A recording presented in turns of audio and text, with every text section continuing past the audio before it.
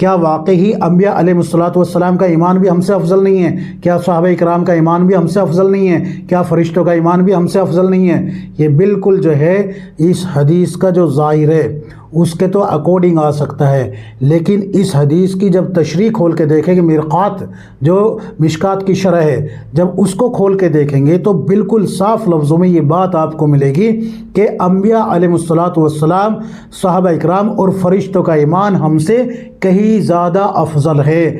भला सोचो तो सही, अम्बिया अलैहिस्सलातु वस्सलाम पे वही नाजिल हो रही है, शरीयत के अहकाम नाजिल हो रहे हैं और लोगों को शिर्क से, बुत परस्ती से, कुफ्र से निकाल के एक अल्लाह की तरफ ला रहे हैं और पूरी दुनिया के लोगों को कह रहे हैं क़ुलू ला इलाहा इल्लल्लाहु तुफ़्लिहून, कि ला इलाहा इल्लल्लाह कह लो कामयाब हो जाओगे।